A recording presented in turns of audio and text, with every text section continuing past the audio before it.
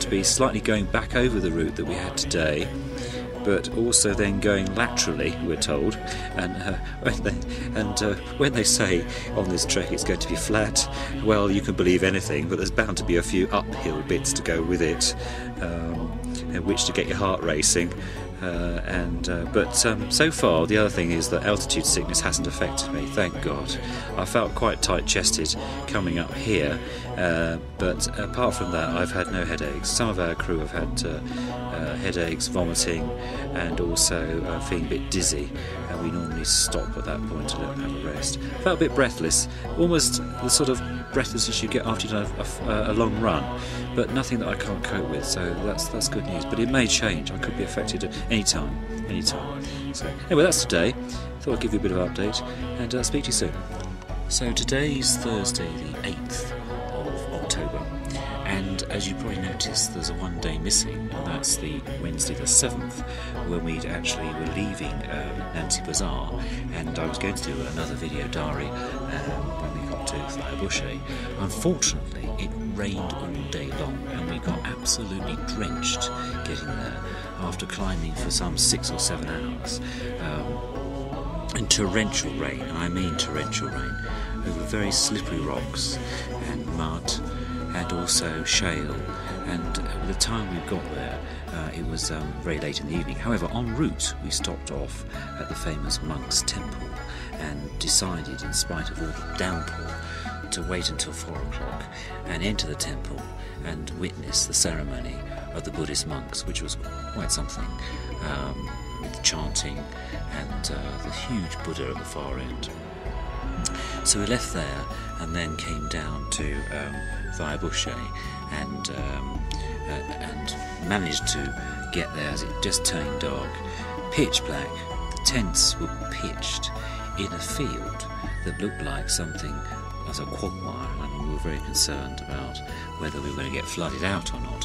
However, the best bit of all was this particular establishment called the Paradise Lodge, which is a euphemism in itself, like they all are, had a very nice wood-burning stove, and so we were able to dry off all our clothes as the evening progressed, and then had supper and hung around till about 9:30, and then decided to turn in.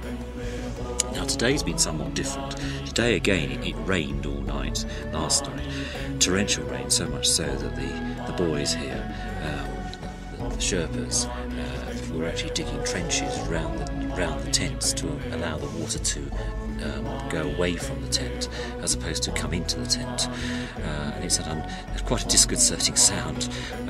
It's a bit like being hearing them travel on the beach, but and drawing sandcastles type of thing. But we managed, and this morning the rain was still pouring down, but it had let off a bit, so we set off. And now we're at Dingabuche.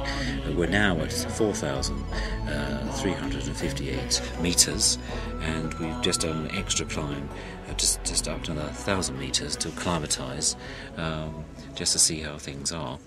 The fog has been here all day. We haven't seen any sights at all because of the fog. However, the scenery what we have seen has been fantastic, and it's about 5:30 in the evening, and because of that the light is quite low, and you can see I'm doing this from inside the tent. I'll just turn the camera around for you to see what the outside's looking like. There we go. Get an idea. As you can see, not much to see except fog. So there you go, that's Thursday the 8th, and hopefully I'll be able to do a bit more tomorrow when we're acclimatising here, and we'll be doing some short walks, which I'll tell you about when we come back. See you later. Just as a postscript, really, I just thought I'd let you know, for one who hasn't been suffering from altitude sickness, I have to say that my stomach's been feeling very queasy today, and it's like a churning washing machine, and I've been feeling very unwell, but not enough to make me stop walking, but it has actually made me feel very tired. The oxygen level here obviously is quite low, and we're all feeling very exhausted. Anything that we do, even setting a tent out, has been some form of exhaustion. And one of the people on the trek with us has actually had to have a room in the guest house to have a lie down because she feels so very bad, and others have been feeling that way too, but I have to say, apart from that, I'm feeling quite good. The evenings are quite interesting. We've been playing charades and a game without a name, which has been good fun. So there's been quite a lot of camaraderie going on, and people are really gelling as a group and helping each other out. This afternoon when I felt so unwell, everyone was very concerned about how I was feeling and gave me an aspirin so to help settle down to the altitude feeling. And it did actually work, and just the morale amongst everyone waiting for each other, because it is really, I have to say, quite a hard challenge. It's certainly harder than anything I've ever done, and when you're crossing granite boulders with rises of about 2 feet, it's no easy task. Anyway, I just thought to give you that postscript to the 8th, Thursday the 8th of October. So today's is Friday the 9th of October, and we're at Dimbuchi, and this is Kamel. Kamel is our group leader and doing a splendid job along with the other 11 members of the team. And I'm going to ask Kamel to explain a little bit about where we've come from, what we've been doing here today, and where we're going tomorrow, because it is a very exciting time. So over to you. All right, yeah, thank you. So, we have been, like yesterday, we came from a place called Dimbuchi, which is 3,800 meters.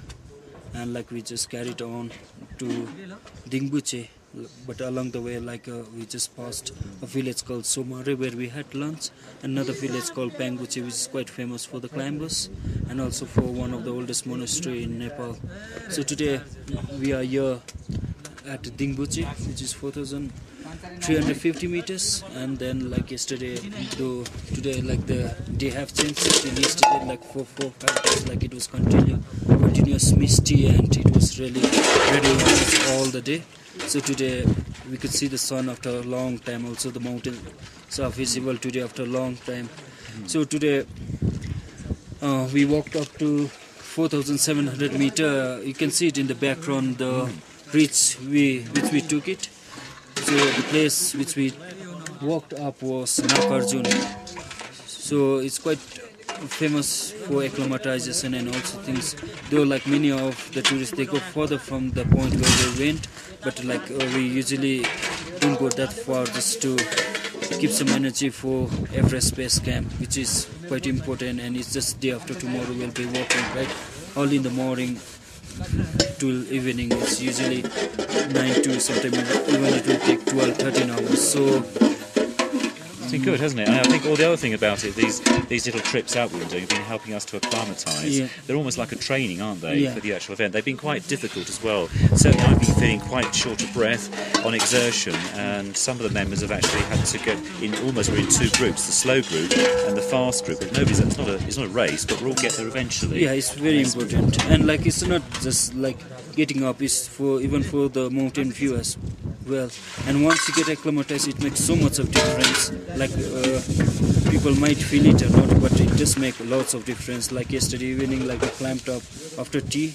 Once we get to the camp, 50 meters of climb will make you sleep well and breathe well. So it's very important to do that. So like if I have to continue tomorrow, like tomorrow we are going to a place called Lobuche, 4,950 meters. Okay, which is just on the base of a peak called Lobuche East, and then like that's it might take us 5 hours of walking distance tomorrow. It's not a long distance walk, and it's also the trail it's not a hard trail, but altitude matters.